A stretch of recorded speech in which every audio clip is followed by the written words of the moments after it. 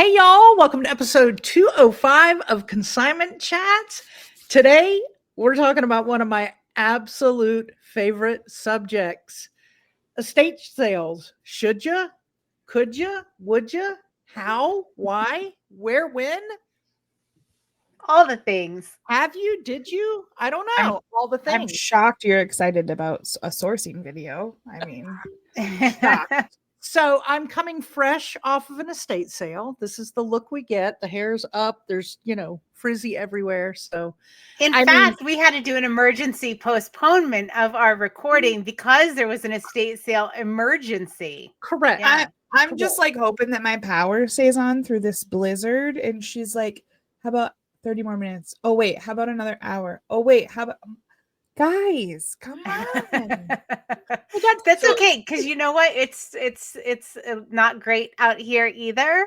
So if we lose power, I mean, this is the episode Molly can just carry on. Like she I'll can just do the ride whole it. thing herself. We're good. I'll just keep keep going. on, y'all. Just keep going. All right. So before we get into this, because I am fresh out of the car and really ready to pump up about this, I do need to find out how your weeks have been because mine was a little different this week. I want to see how y'all been doing. Hey, y'all. Welcome to Consignment Chats. This is Molly, and I'll be joined by my co-hosts Libby and Samantha. Yeah, I mean, my sales slowed down a little bit, but I almost every day I'm shipping things from like all the platforms.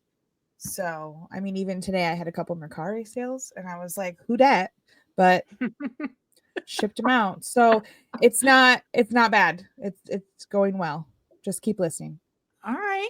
All right. I think I'm on the other side of that. Our sales have been about half of what they were last week. Oh, yeah, it's a little painful this week. What is happening? I keep having to go on Reseller Reflections. I'm like, okay, didn't meet the sales goal today. Okay, didn't meet the sales goal again today. Okay, again today. Ooh. Yeah, it's been rough. I was like all pumped the last several weeks. Yeah. I beat my stretch goal. I've been like chugging along. And then all of a sudden this week is wah, wah, wah. Yeah. I still haven't hit my regular goal yet, but I'm gonna before this week is out. I'm gonna. So, and again, we've said this on many episodes. I blame my part of it on the fact that I went 2 days without listing because I wasn't feeling well. So you don't list, you don't keep the algorithm happy, you're not going to get the sales. So just keep listing. Well, I've been listing all the days and I still don't have the sales. So, you know what? And all right, it's half of what it was, which it was good. So I can't say like things have dried up and it's just horrible. Like I don't mean to sound like that. But it's not July again, so it's okay. Like right.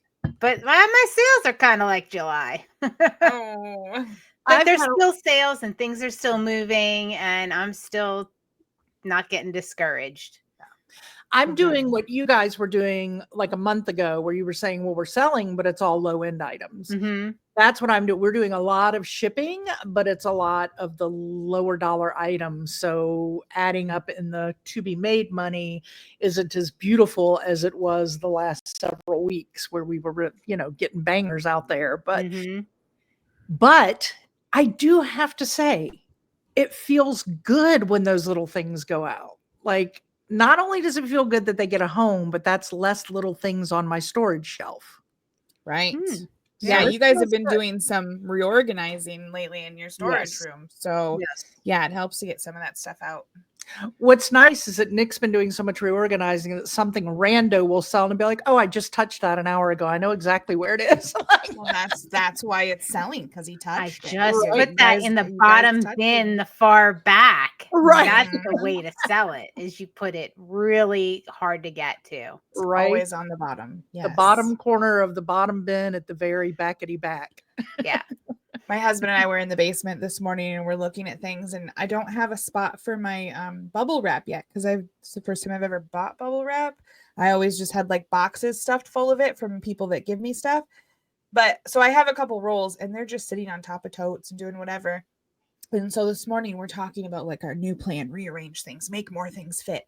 And he's like, I could hang the bubble wrap and we can do whatever. And I said, but then nothing from that section of totes right there is going to sell. And he's like, what do you mean? And I was like, because we wouldn't have to move the bubble wrap from off the top of them anymore. It would be too easy. So none of it's going to sell. None of it's going to sell. You got to work for that shipping, man. So my son made me a really cool contraption. It just hangs off the wall by two like eye hooks, and it's just a dowel with string. That's what Bill's going to do. So I do 2 levels. One is my tissue paper and one is my bubble wrap. And I love it.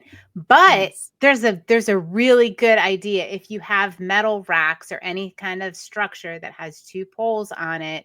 We learned this at Boss from, is it Charles, the lean process guy? Leslie?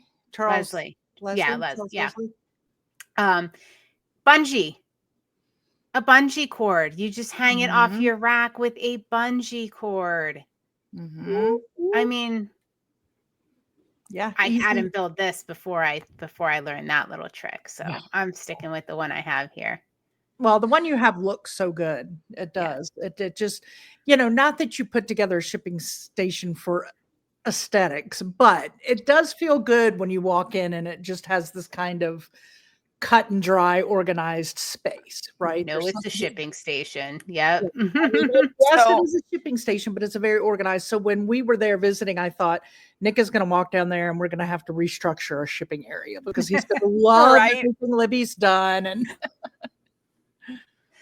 So I gave my husband a new project, but I don't think it's going to get done until next summer. But it looks like you're about to show us a peek. So over on this wall over here is where I have that hanger and I have my mannequin. That's like my blank wall. That's where I take the majority of my clothing photos.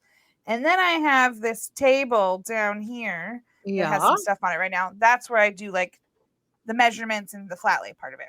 So I told him that I would like a board that like goes flush against the wall so I can still put my mannequin in front of it and do whatever, and then I can push the bottom out and have like an angled flat lay type thing for the other stuff. And then I could get rid of this table that's taking up the middle of the room and it would be easier for pants and whatnot. And I said like when I go to Boss in March, it'd be real cool if you would just do that like you did last time where you made me my pretty wall and all the cool stuff. And he goes, babe, that's the same time as in my ice fishing tournament and my guy's I'm like, well, I'm gonna be gone for like 2 weeks, and he's like, I'm pretty sure I got like a guy's snowmobile trip like in there. I'm like, oh, don't worry, you'll be gone again in April to Nashville, so he'll have another chance. He'll have another chance. I don't know, Libby. Every time we bring up Nashville, which I know Nashville Flippers get together that's happening in April, Samantha's expression lately isn't what you and I expect and what it was in the beginning. So I feel like there's an announcement coming that she's not going to be joining us in Nashville. It's a month apart from like our 10 or 12 day whatever we're doing in Vegas and Utah. I've offered my guest bedroom to you. We will see. We will see. I don't know. Offense to Ray and the guy. Like, I think that would be absolutely awesome. Super bummed I missed out last year. Like, would love to hang out with all of them. I just really hope that they go to Boss too.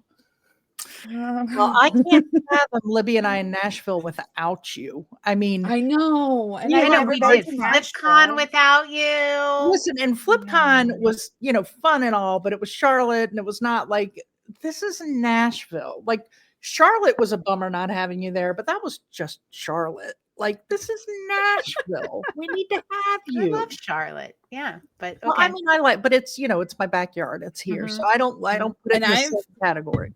I've never done anything in Nashville. Like, I've driven through it or around it, but I've never like stopped and experienced. Think of the things you could do in Nashville with us and Joe and Nicole and Kristen and think of the things. So then there's also the bail money. So see, I'm thinking about like the travel expenses and all the time I'm going to have to put my store like away, especially if my husband's going to be doing other things.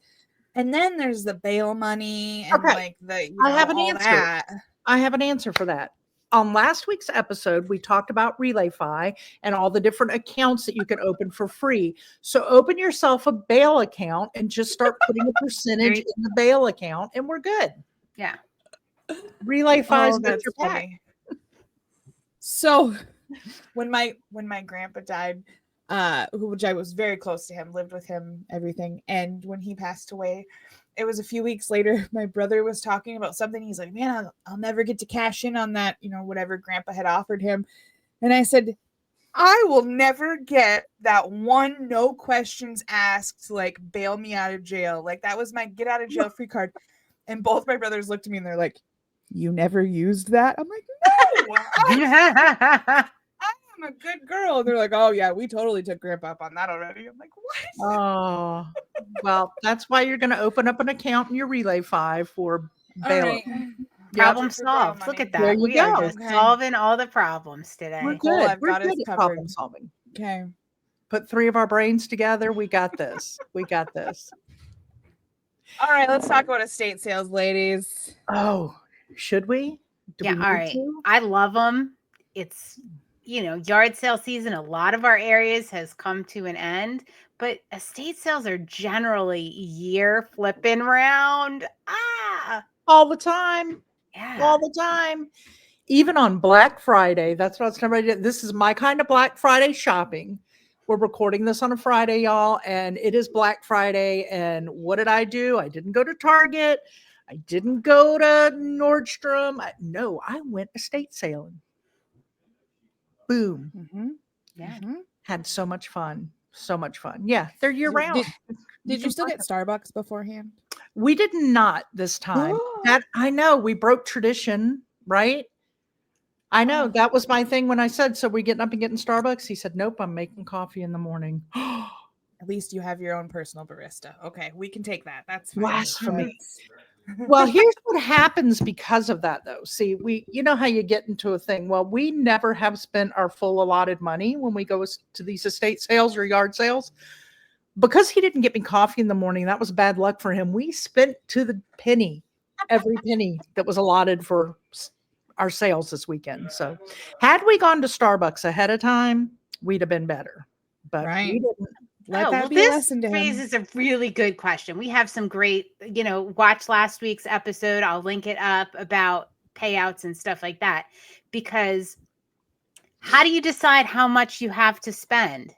And why should you do that in advance? Yeah. Yeah. So we came up with $300 is what we put aside, and we keep it in cash in a safe where I'm not going to tell you where that is or where the key is. And so every Friday night we pull it out, but every time I get my money in each week from my sales, we build it back up to where it was, and we just keep that same amount going. We have discussed, as sales have gotten better and more money has come in, boosting that up some, but we're not there yet. We're doing just fine with 300 as our cutoff. I think that there are some big things that I've looked at and thought, I could really, if I had $500, I could buy that whole thing out. But that happens so infrequently that I think you could figure that out if how to do that. But that's what we do. I do $300 each week. Whatever we spend, it just gets built back up out of the pay. And that's the great thing about that is it helps you make that decision. Yeah. Like you didn't allot for $500. So you only think on that for a little bit because nope, that's just not in the budget. It's not what I got. Move on. Right. Or haggle the heck out of people to get them down to your budget. Right. And unfortunately, typically with estate sales, there's not a lot of haggling to be done because they're company run and it is what it is. I have had a few that when I'm buying like a big lot of something, we'll say, okay, well, let's do that. But it's very rare unless it's the final day. But a lot of times it just is what it is. Today, y'all, funny story. I'm going to tell you this. And I don't know if this is where it should slip in or not, but there will be a video about this thrifting, this estate sale today, because it was amazing. Yo, she's got a whole playlist on our channel. It's called Thrift and Flip Road Trip. So all of the sourcing videos are on that playlist if you want to go back and catch any. But this one's going to be, Samantha and I are super excited about this one. Yeah. We're actually going to watch it. Yeah. Yeah. So, you go to it with a mindset, you come out and you did something completely different. And we'll get into all that in a minute when we talk about how you find and what you do. But when we're talking about the money down to the wire, we had spent, when we left and bought all of the stuff we bought today, we had $17 left. We got in the car, we're going to the post office. It would have been enough for coffee, but we don't buy coffee out of that money. That's just a treat that comes out of it. Right.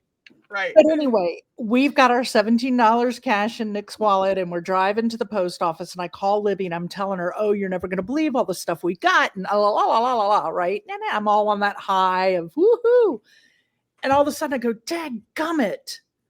I left something there in the very beginning. I had already seen it, researched it, wanted it, grabbed it, and a woman put it on the hold table for me. Well, an hour and a half later, after going down a whole different track of items that we didn't even think we wanted to touch, we checked out and I forgot all about it.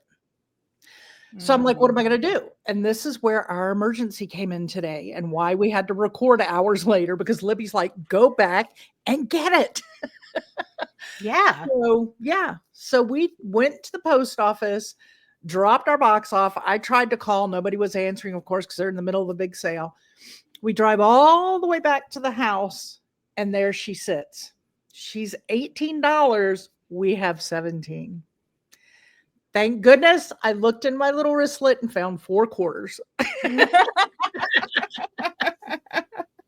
So Nick ran up and I will show you what I had to have. So that needs to be your thumbnail. Like, we broke the bank and went over budget. Like, That is so we got funny. these beautiful porcelain flowers in this gorgeous crystal brass vase. Now they will be parted out. This will not be sold as is, but I had already done some research on lots of these porcelain flowers and knew I wanted it if the price was right. So yeah, we had to turn around and go back and I had to say, can we record later? Because I got to go grab it. So yeah, literally 4 quarters over budget today.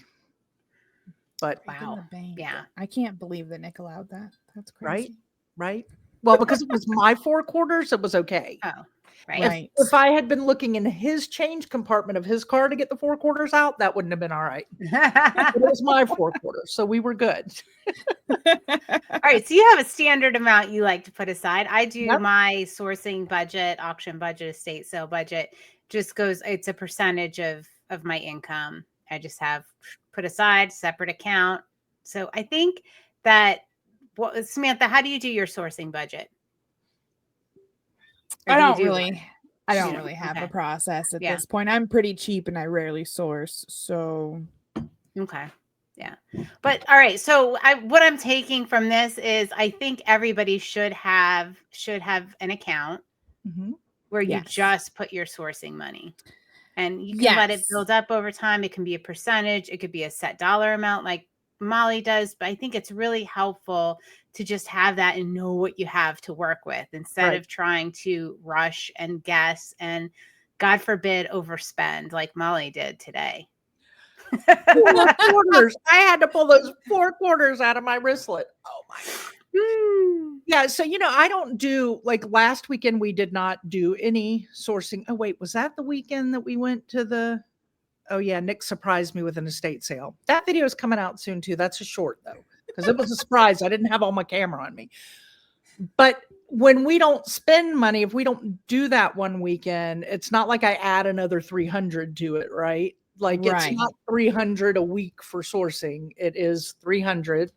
And then once whatever I spend out of that, I build it back. But, some people may actually budget that out where X amount a week of their pay goes to sourcing and that can build, right? I mean, that's another option or way to do it. That is not a way that we do it, but maybe we should. Yeah, it depends on what motivates you, right? Yeah. Because like if you set it up as a percent, like I love the percentage because the more I make, the more that goes into my sourcing account. Like that's a really motivating like circle there. All right, make more sales, get the stuff listed so I have more money to spend and source. kind of That's thing. true. We But- could look at it that way. Well, Yeah. I mean, So I really don't go sourcing that much, but like, okay, when we went to the auction, that was probably the last time I sourced. We went to that auction a couple months ago, and I'll look at my account and say, okay, I can take, $100 out of here, whatever. And lately, like before, my husband would be like, oh babe, I'll pitch in like $50. Like, you're fine. Like, we got this. Like, and he give me a little extra spending money. Now he's buying stuff, putting it on a consignment account with me, and he's like, here, these are the things I sourced. And I'm like, what? Who are you now? Okay. I like that. I like that he That's consigns pretty cool. with you. Yeah. My kids do that with me for sure. Yeah. Actually, so does my mother. Yes. I never. Oh, she gets accepted it mad. from She's him. like, I don't want anything for it. I'm like, put it on the consignment account. Right. Oh, Yes. love it. Love it. Love it. Love it. So how do we find our estate sales? We got our budget, right? We know what we're doing. How do we find our estate sales? Well, Samantha, I think it's harder where you are, correct? Oh, yeah. We don't have any. So I'm in a really rural area. We don't have any estate sale companies here. We have like one lady that kind of does it for her friends. I don't know. She has terrible prices and she only does like 1 or 2 a year and nobody goes to them. So that's what we got. Otherwise it's the same as other garage sales and stuff here, because it'll just be like, a family after grandpa went in the nursing home, the family's doing an estate sale type thing, but it's not like a structured company. It's just random stuff like that. And I find those to be good sometimes, but also hard, because then you're going in there and you're dealing with the emotions of the family who is selling their loved ones' items, and that can get a little trickier. And they may not be as knowledgeable on values of items as companies are, because they've been in it long enough that they know typically the value of most of those items. So it can be hard or it can be wonderful. I mean, I've gone to some like that where they're like, just take it, get it out, get it out, get it out, get it out, So the last one we went to here like that, the granddaughters were wheeling and dealing. Well, then grandpa came in his walker. And he started, and then it was a back and forth between them. And I'm like, we're sneaking out of here. This is awkward. It was something. So I really wish we had companies here. Really wish.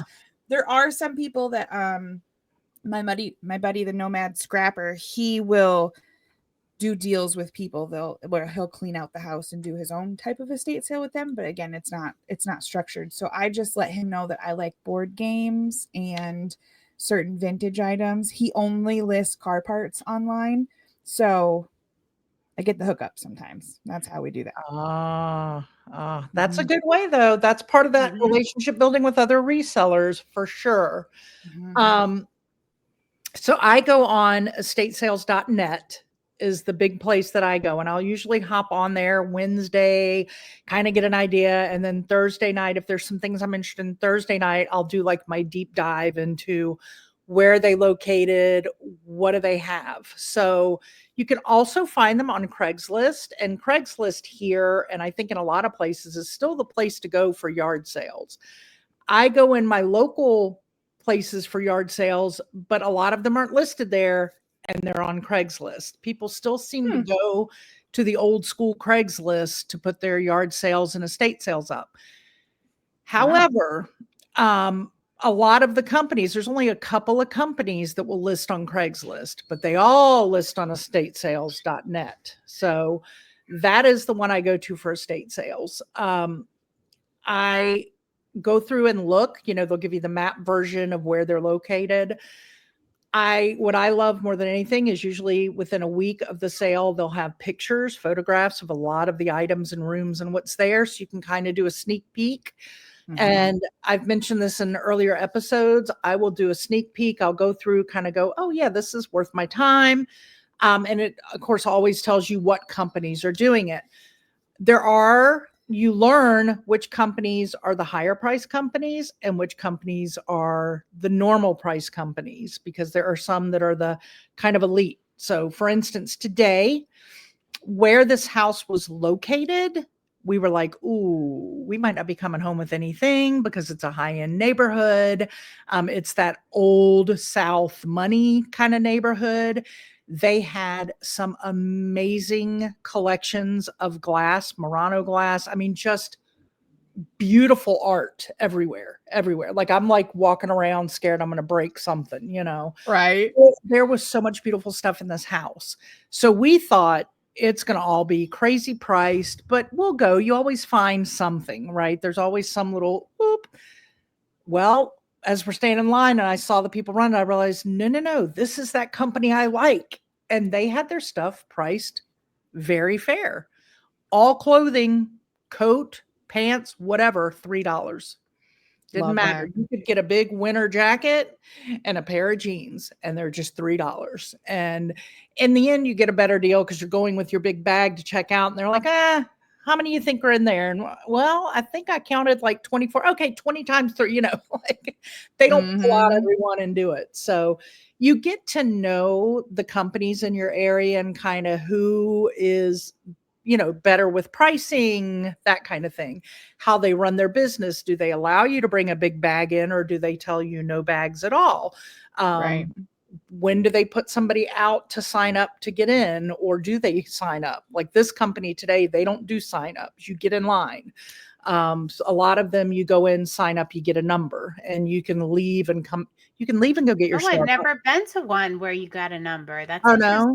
interesting. This company today, it's the only one that doesn't do a number. Everyone else that I go here does a number, which I like because you can get there right when they do the numbers and then you can leave. Like we'll do that, go sign up and then go hit a yard sale or two and then come back as it's starting so that we can get in when our number's called. So I do like the numbers, but this company doesn't do it, and that's fine. That's fine. It works just fine. Let's see what else I can tell you about estate sales. Y'all don't go with the mind that you're only going to get X, Y, or Z, because every time I go and I'm like, I'm not going to get this, I'm only going in to get this, I don't end up getting this, but I get a whole lot of that. Right. I liked the idea you had of you. I saw you doing this one time where you like would screenshot from the estate sale and you would circle certain items so you knew like and had it on your phone before you went and had. I do that. That's my Thursday night deep dive. I go in, look at the pictures. I will screenshot. I'll go ahead and comp. And then when I hit the edit on my phone on the picture, you can edit your picture. I hit the pencil in red. I'll put $40 because that was the comp I saw that it sold for. So when I get into the estate sale that day, because you're looking at they're overwhelming. There's just stuff everywhere. I can pull up my photos real quick and go, okay, this one, they're asking $5. Looks like it'll sell for 45 to 65. All right, $5 is a good price, or 25. Oop, nope, they got that price way too high. So I go, so it saves me time having to look at, because they're never going to put everything in the photos. So you are going to comp items there. But if you can pre-comp and screenshot and go ahead and write on there what the comps are, it saves you a lot of time when you're in the throes of the estate sale for comping every single item you come across. That was so smart. So like for me, I don't look, but I'm in Scranton, like outside of Scranton, Pennsylvania. So there's not very many estate sale companies. There's not very many that are like official, I guess you would say. So Facebook is where I have to find most of the things that are happening in my area for the estate sales. Do they put pictures up or? Yeah, most of them. Yeah. Most of them, or they'll say, everybody throws mid-century around every single one that's advertised. Massive mid-century, and you get there and you're like, this is not mid-century at all. But whatever, you got me here. Yeah. And you end up, I always say, don't judge a book by its cover, but religiously every Thursday night, I'm judging these books by their covers, and I go in with this preset. I mean, we are literally parking this morning, and I said to Nick, I really think we're making a mistake going to this sale. We really should have driven out to the 20 miles away, because I just think the price is going to be better. I think we're making a mistake. And lo and behold, this was the best estate sale I've been to in a very long time. 3 hours later, she's like, I think this was a good decision. So I'm glad we stayed because I just kept thinking all this high-end glass, beautiful pieces and signed, brass with quartz artwork is all going to, it's just not going to be something I can pick up. And not only did I pick up even those ones, like one of the ones I went to before, I can't even say recently, we don't have them here, but it had like the whole upstairs was that kind of stuff, and they had the artwork and the glassware and all this collectible beautiful stuff, and that's what they took pictures of, and that's what they advertised, and that's where everybody was. Well, when I walked in and I was like, are there other rooms, and they're like, oh yeah, there's some stuff in the basement. The basement, which they weren't even like telling people about. Also, resellers, that's how we're gonna die. They're gonna be like, go look in the basement. That's where it's at. Like, but I look in the basement every time. And that's where they had the old board games, and they had some Christmas decor down there. I got a bunch of like vintage windsocks, and they had like all this really cool stuff that they didn't think was really cool at all. Right. Like, not at all. So you just never really know, especially from the pictures. Like, you can gauge a little bit, but there's always something. There's always something. You're going to find something. Molly and Nick taught me the trick of really going through the bathrooms. Yeah. Yeah. I learned that too. Yeah. There are gems in those bathrooms, let me tell you. And not in the potty, by the way. You just need that half a bottle of perfume and everything's fine. Yeah. I mean, there's just in the vintage towels, people love the old vintage towel sets. There's so much to be found in a bathroom. But and I'm telling you this, and I didn't go in the bathrooms this time, because the gold mine that we did not even know we were going to walk into, which you can watch the episode coming out, it was just above and beyond anything else. So we never made it to my normal things that I would have done got thrown in the garbage for the gold mine that Nick chanced upon. So. And that was it. Part of that was the second part of the gold mine was because of a relationship. Let's talk about building relationships with the estate sale people. Yes, y'all, it is so important. I mean, I talk to people when I'm in line waiting. People talk to me because, of course, I'm strapped up with a GoPro or a DJI is what we use on my chest. They're like, oh, are you a YouTuber? Yeah, I am. That's me. So I talk to people then, and you'll always get questions, and it's fun to find out, like, who are they? And I met a wonderful woman today that was right in front of us, and she had asked if I was a YouTuber, and she's not a reseller. She just loves, coming and is just an estate sale thrifter, who loves it for her own little collection. So we enjoyed chatting for a bit about that. And Nick ran into her again in the house, and she was thrilled because there was a piece that I wanted that was identical to a piece that my dad had in a collection of his. And Nick, when I showed him the photo, because he was going there and I was going to a different spot, again, if you can bring somebody with you and divide and conquer, I highly recommend. So I had shown him the picture in the car and said, the glass bird, Dad's glass bird, is on this table. And he used a tonoli, the Mexican pottery. There was an owl in front of it. So that was his marker to know, find the owl and the bird's behind it, right? I love it. So he goes flying in, and there he sees the owl in the corner on a table, and he goes and he's like, the bird's behind it. And just as he's getting the bird, he said, the woman comes up and she goes, oh, and she goes, excuse me. And she takes the owl, and he starts laughing. He goes, I'm glad that you didn't get here before me. She's like, why? And he said, because that owl was my marker to find the bird. And he said, this is one of those pieces you and my wife were talking about. This is one that her dad had. And she was so thrilled that we got that piece because we had just been talking while waiting to get in about my dad's glass collection, and that every now and then when I see a piece that's the same, I try to get it because I'm trying to rebuild what my family got rid of way back when that I would have loved to have today. So when that bird was in the picture, I was like, oh my gosh, we got to get the bird. We got to get the bird. So that, that was a great relationship because she was thrilled and happy to see that I got the bird that we were just talking about. But The other relationship we built is with the employees, and I love talking to the employees. I'm always so kind to them because I can't imagine how much work goes into running an estate sale. Oh, And yeah. people come in there and they're just like, la, la, la, everywhere. So I am always so super kind, respectful, thankful for everything that they're doing. And, I go out of my way to thank them for things. Well, Nick and I were in his little spot, his little gold mine that he found. And she kept coming in, are you guys doing okay? And real sweet. And if you need any help, let me know. And I said, oh, and I, asked her what her name was. And she said, my name is Libby. Her name was Libby. I said, Nick and I looked at each other. We're like, well, we won't forget that. My best friend's name's Libby. And so she saw what we were getting. I'm trying to tell the story without telling you because you're going to have to watch the video to see it all. Right.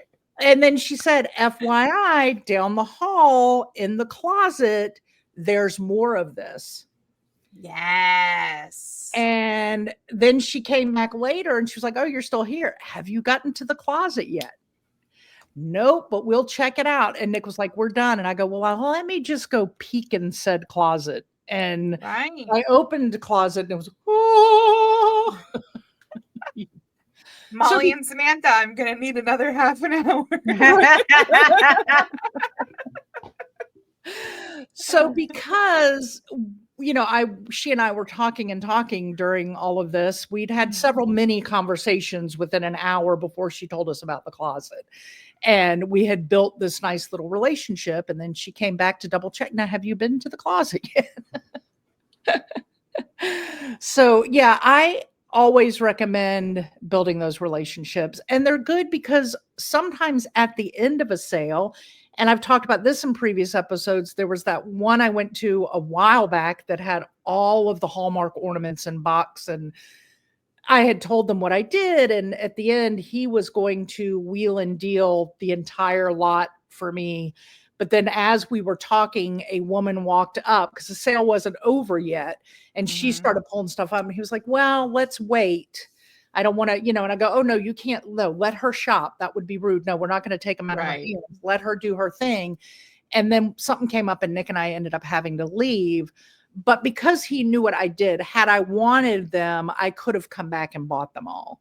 But in the end, I just kind of let it go. But that's so like important. one of the things when an estate sale company is running it, it is their goal to get rid of everything by the end of the sale because they're generally responsible for clearing that out. Yeah. So, just remember you have, that's kind of where they're coming from is they want to get that stuff out. They want to make as much money as they can, but they also need to get the house emptied. Right. Yeah. Right. And I mean, and a lot of them like resellers. They like resellers before that reason. We went to that one in Charlotte when I was with you. And that lady, it was the first day, but we were there like at the very end. Like I think we were actually there after it technically closed. And she's like, oh, you can come back tomorrow. And we're like, no, actually we can't. And she's like, oh, well then what have you been looking at? And she started wheeling and dealing and doing the thing. And yeah, she was like writing down consignment chats. She's like, I'll give you a like. I'll follow you. She's like, I love supporting my resellers. Like, come on back. Like, yeah. Yeah. So if you're out there listening now, we love you. Thank you for doing such an awesome job. Wasn't her name Samantha? Wasn't she a Samantha? One of her workers was a Samantha. I think her name was Rebecca or something. I don't remember. I have her business card upstairs. I kept it because I'm all right. We're gonna have to give a special shout out on the next episode then because I know because she was so nice. But I love here, and I know I hear things back and forth about Blue Moon. I think because they're owned, it's like franchise people here that run the Blue Moon estate sales. Nick and I love them. We call them our people. Oh, our people are having a yard sale, an estate sale this weekend. Their estate sale this weekend though. This other one we had better stuff for us, what we were looking for. So we did not do the Blue Moon, but so we didn't talk about, this is really important. If you haven't been to estate sales and you're thinking about dipping your toe in, generally there's a structure they follow and it's over the course of a couple days. Yes, it is. It's kind of important to know. It is important. Day one, You pay for what you see. What it's priced is what you pay, right? Mhm. Day one, when that ceramic flower vase says $18, you're not going to come to them with $17. You got to find those 4 quarters so you can have $18 to pay for it. But not saying you can't negotiate and ask for a deal, but you have to be respectful if they say no. yeah, Yes, they I might have don't- taken $1 off. yeah, Really, I don't though. I don't ever, just personally, I don't ever ask for a deal unless I say there was a box of 100 ties and I didn't want to go through them. I might say, look, if I bought all these ties, what would you do if I Right. just bought the box? That I might do, but on the first day, I don't ever personally negotiate unless they bring it up. Like when we checked out today, she brought it up. I didn't bring it up. But the second day, the final day, I'll negotiate like no other.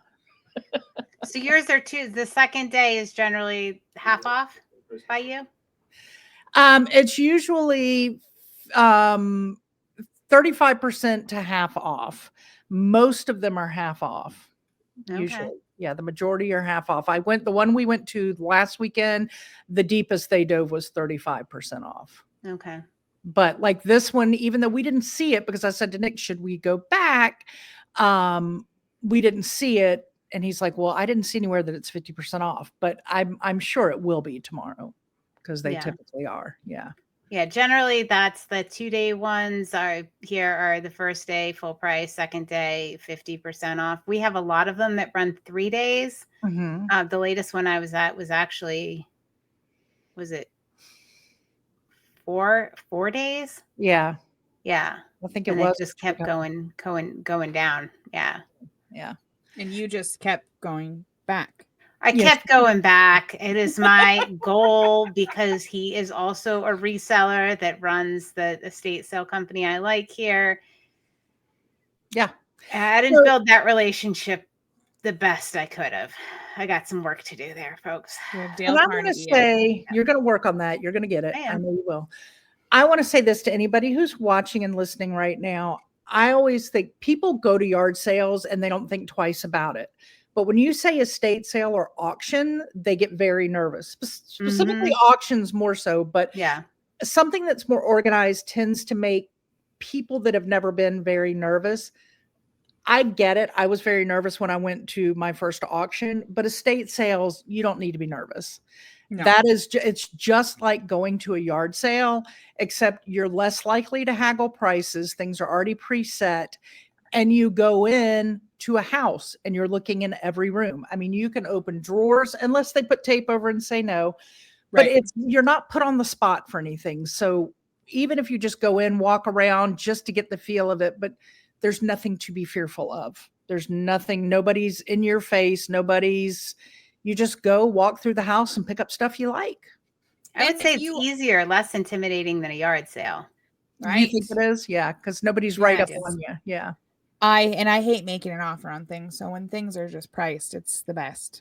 Yeah. But I mean, like, so my first auction I went to by myself. I just walked up to the table and I was like, hi, what do I do? And she's like, I need your driver's license. And I'm like, I'm going to run back home across the street and grab that for you. What else do you need? Like, and she ended up talking to me like through the whole time. I'd go back to the table. I had a pile of stuff next to the table and I would ask her questions like, what the heck does that mean? Or what is this way that they're doing this auction now? And all that kind of stuff. And it's the same in estate sales. You can go up and ask them, what's your structure? How many days are you doing this? What do you do for X, Y, and Z? What's your radius? How, like, if they're a company, like, okay, where around do you do this? Like, yeah. Just ask them questions. It's their business. They want to talk to you about it. Yeah. It's very rare that I've run into anybody that isn't thrilled to tell you what you need to do and how to do it. You know, they want you to be comfortable. They want you to learn what they do because they want you to come back and they want you to spend your money. Yep. And we have resellers in our consignment chats community and in our Patreon that will go and after the estate sale is over, they'll clean out what's left. Yeah. Yeah. And they'll just for free, like no fee. I think one of those people actually gets paid to do the clean out at the end of the estate sale. So, there's opportunities there on the back. Yep. So introduce yourself as a reseller and, let them know what you do. Yeah, ask them what absolutely. they do with the stuff at the end of the sale that hasn't sold. Find out. So I contemplated doing that today with the jewelry because there is so much jewelry at this estate sale. But I thought, if I come back with 3 big buckets of jewelry, Samantha and Libby will be done with me. I am a thrifty manager. So you could literally send it to me. I love to do jewelry. Jewelry and dollhouse furniture. You would have to like pre-tangle it all together though, to make sure So it's that she could untangle it. Yeah, because that's like her stress relief is Love like it. sitting there untangling all of that. Untangling jewelry. Yeah, in fact, I might have to have you go back and just pick me up a bucket full of jewelry so that I can sell it. Please. If we go back tomorrow, I will put that out there to them that I will just lot buy all their jewelry at the end. Oh, I'm so excited about your estate sale now. And then sometimes when you say that to people, like not necessarily with jewelry, but like when I say, oh, how about how much you want for all of these games or all of these puzzles and stuff. And then they start talking to me about games and puzzles. Next thing you know, they're calling me before they even have the estate sale because games and puzzles to them are nothing special. They're going to sell them for $1 a piece anyways. So they'd rather just call me. I give them $50 and I take the whole game room and they're happy. Like they don't have to price that room now. They can set out other stuff. Like, there's so many different ways those relationships can go. Absolutely. Absolutely. So definitely put yourself out there and do that. Talk to the people that you're in line with. Talk to the people that you're shopping with. We had a couple of people today, Nick said, and I wasn't aware that were miffed with us. I guess I was so in the zone that I didn't see that they were like, well, with our bags of stuff, but I'm not sure what they wanted us to do. Do they want us to just pick 2 and leave the rest and hope somebody else picks it up? I mean, when you go to these estate sales or yard sale, you're going there to buy items, whether it's to put on your back or sell.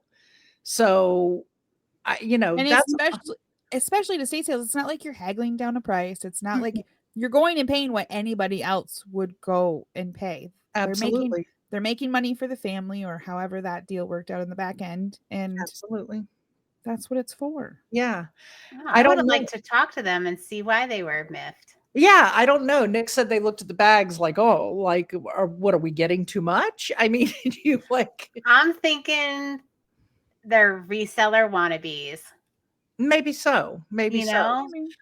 Yeah, we know this is a bone of contention in the reselling world, that there are a lot of people who think what we do is wrong or think it's greedy or any of those kind of things. But this house and the Goodwill and the Savers and the whatever yard sale you go to, none of them are going to sell everything that they have. It's not happening. It's going to a landfill. Unless you're ARC Thrift, because they actually source their things out to other third world countries who need their items and have some great programs for that in Colorado, which I had to throw that out there to Maggie. Yes.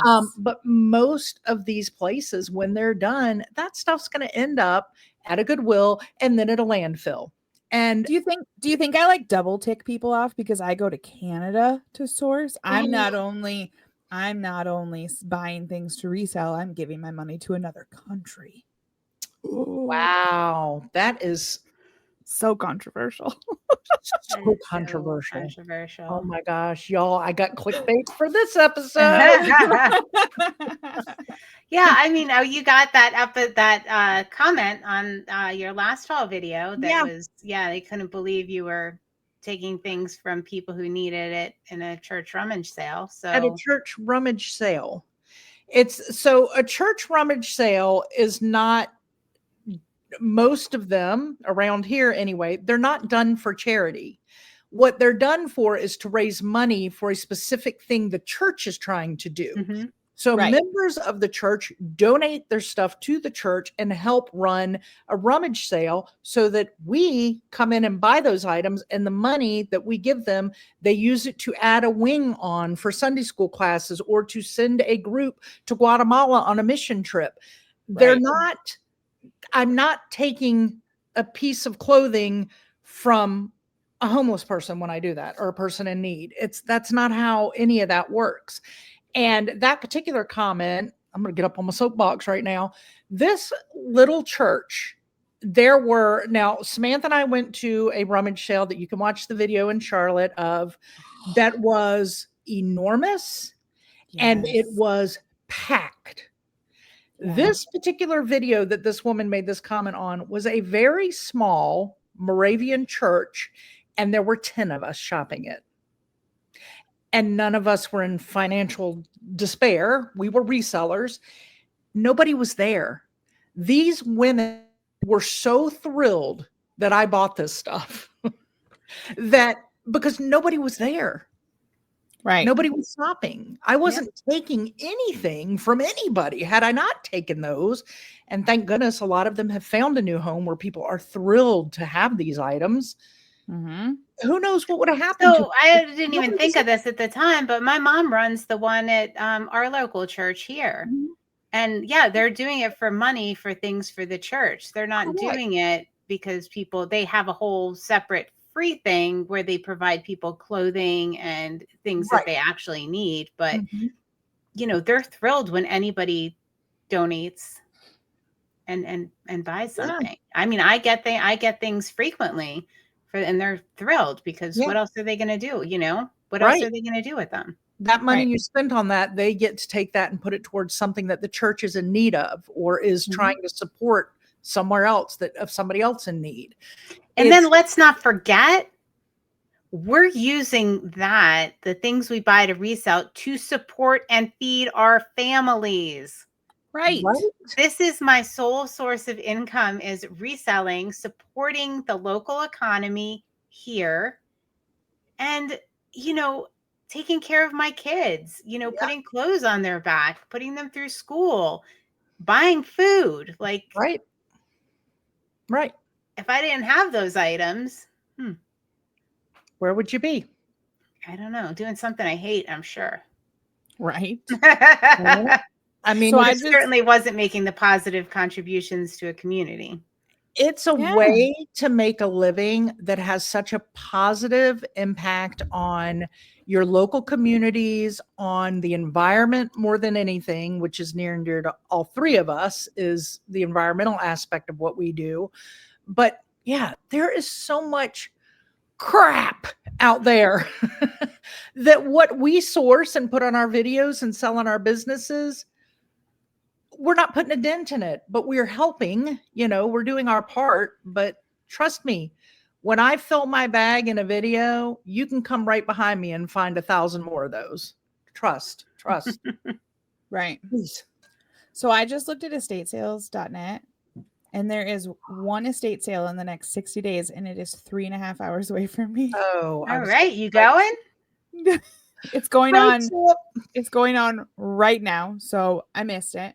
And that was like half of Michigan and Ontario. Like, what the heck? Yeah, like my area does not have, because also in a rural area, does not, estatesales.net is not the place to look for my sales. Well, that's what I think. You figure out what's the best way to find them in your neck of the woods, for sure. Right. For sure. Bigger cities, bigger areas, estatesales.net, other places, your Facebook, mark your Facebook yard sale groups are a great way to find them. Craigslist, yardsales.com or .net, the one that does the yard sales and the garage sales, which those drive me nuts. I would much rather go to Craigslist lately because they have pop-up ads every time you exhale. There's a pop-up. Oh, wow. Pop-up. It drives me nuts. So yeah, just so you know, be ready for that every time you exhale. So hold your breath and you might get 3 minutes. Yeah. So I think it's funny because like in rural areas, like Samantha and I are, people don't like to be all advertising their stuff up on websites, and some of it is word of mouth. Like, we like to stay off the grid. Like, there's a lot of people that kind of like to fly under the radar, maybe not do things all on the up and up, just so you gotta make the relationships. You gotta keep your ears open. It's sounding kind of shady over there. I don't know. It's not shady. It's just it's a different mentality. It's a little bit of a different mentality. Gotcha. I think. Do you find that where you are, Samantha? Absolutely. It blows my ever-loving mind that people do not want to advertise stuff, but they will just put something on Facebook, like their personal Facebook, and just like invite their friends over. And I'm like, nobody is seeing this. Like, I have a group for this. I have a whatever. Like, I shouldn't have just seen your sign out front and stumbled upon you. Like, I should have known about you. We have to plan. When you have to drive 30-mile radius in order to get 10 garage sales, like, you should put it out there for people to know about. Yeah. But no, people are very closed about, well, I don't want people to know my address. I don't want to put that on the internet, or I don't want this, or, my brother-in-law gave me this table saw that I'm selling, so I didn't want to put that out there. Yeah. It's definitely a different mentality when you're not near a big city, I guess. Yeah. Yeah.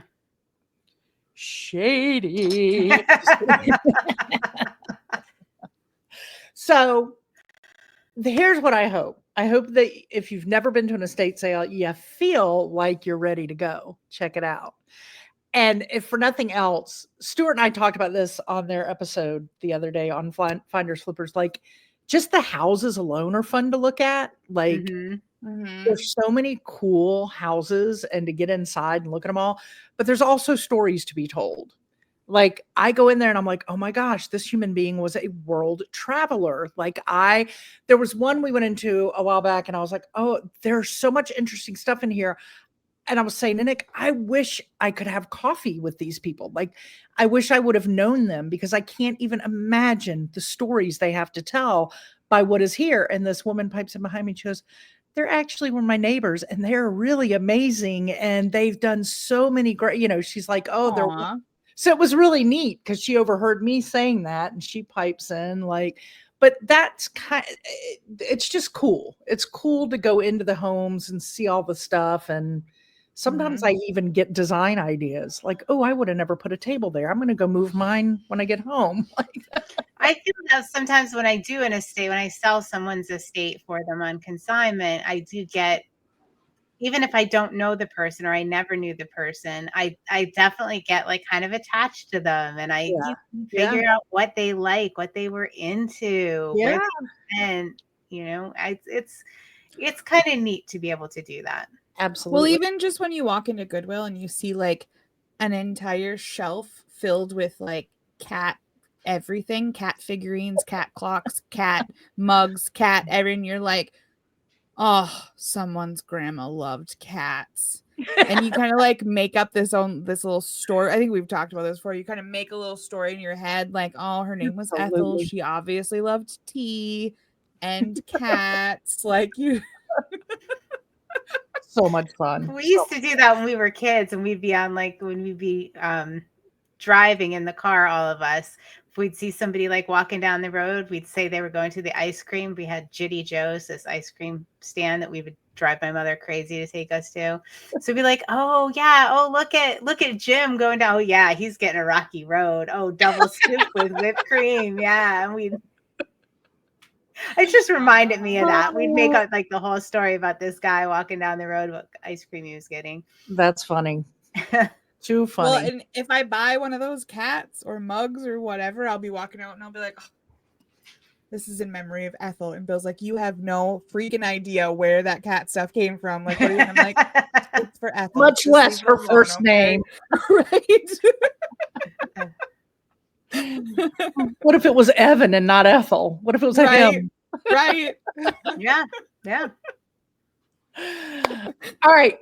Stay tuned, because right around the time that this comes out, there should also be the video from our sale today. There are also more videos coming out that I have waiting in the wings. So keep an eye out for the sourcing videos, because we have fun. Please feel free to kindly give me ideas. Kindly tell me if there's other things you want to see. all that good stuff when you're walking through it. But I hope that we gave you some good estate sale information. And if you are a big estate sale person and you have other advice for us, please share. Yes. Samantha and I got a sneak peek right before we came on here. There's some amazing stuff. You guys are going to want to see it. Yeah. It was so much Amazing fun. stuff. So much fun. Also, since this episode is going out very soon, we are gonna have a ListPalooza. Oh yeah. So that, and it'll be like next week. So go on to Facebook. We have a group called the Reseller Ramp Up. You can also find it in our regular Facebook places. And we're going to be posting all the ListPalooza stuff in that private group. It's only open for this event. And we're going to be doing lots of other stuff in there, going live and interacting and doing all kinds of other things in there. So Reseller Ramp Up, ListPalooza. Let's do this. I'm linking it up in the show notes. It's going to be it's going to be so much fun. Invite your friends. We want to make this as big and exciting, and we want to just blaze into 2025. Dadgummit. I love it. All right, girls. Until next time when we talk about, I don't know, something fun. ListPalooza. Right. Thank you for joining Libby, Molly, and Samantha, the ladies of Consignment Chats, as we grow your reselling business. For all things Consignment Chats, visit us at consignmentchats.com and join our free private communities on Facebook and/or Patreon.